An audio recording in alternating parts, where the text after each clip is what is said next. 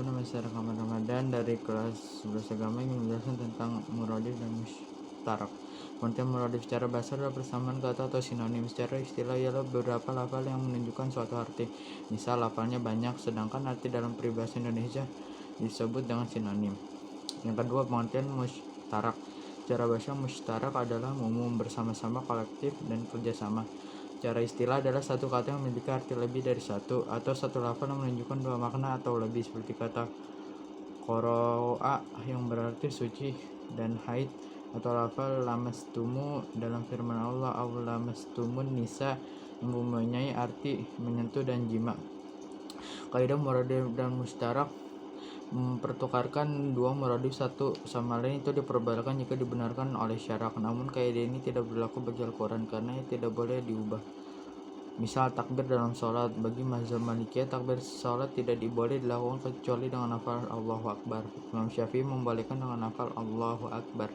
Abu Hanifah membalikkan lafal Allahu Akbar diganti dengan Allah Al-Azim atau Allah An-Ajal.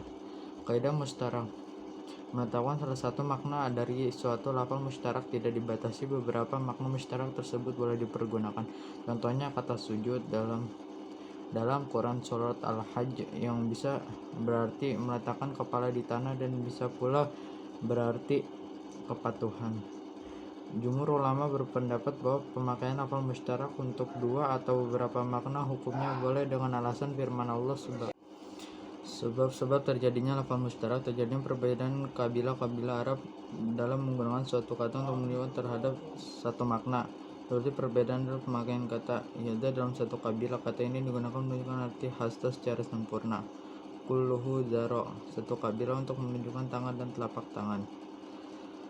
Ketentuan hukum lafal mustarak. Apabila lafal tersebut mengandung kebolehan, terjadi hanya mustarak antara arti bahasa dan istilah syarak. Apabila lafal tersebut mengandung kebolehan, terjadi banyak arti, maka yang ditetapkan adalah salah satu arti saja dengan dalil qarinah yang menguatkan dan menunjukkan salah satu arti tersebut. Contoh lafal mustarak: terdapat lafal haid dalam Quran surat Al-Baqarah ayat 222 dapat berarti waktu haid, zaman, dan bisa pula berarti tempat keluarnya darah haid atau makan. Namun dalam ayat tersebut menurut ulama diartikan tempat keluarnya darah dan haid karena adanya qarinah dan halnya, yaitu bahwa orang Arab masa turunannya atau tersebut mengganti istrinya dalam waktu haid.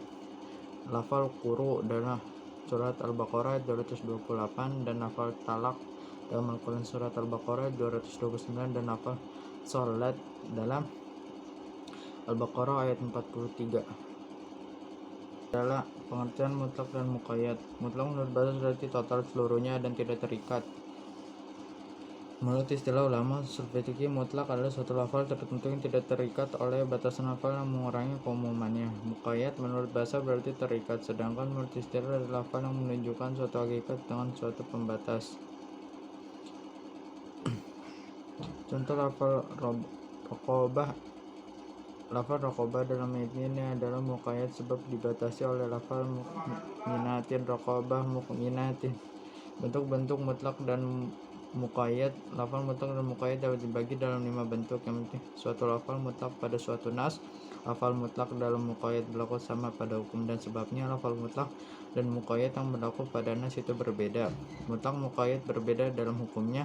Mutlak dan muqayyad sama dalam hukumnya. Hukum lafal mutlak dan muqayyad: nas yang mutlak hendaknya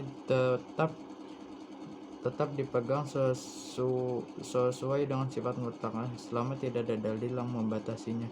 Ketentuan mutlak dan muqayyad: apabila suatu lafal di suatu tempat disebut secara mutlak dan di tempat lain muqayyad, ada empat macam ketentuan.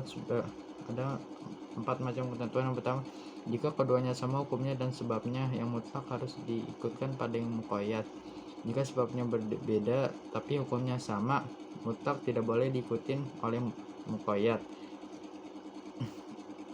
Jika berbeda sebab dan hukumnya, mutlak tidak boleh diikutkan pada muqayyad.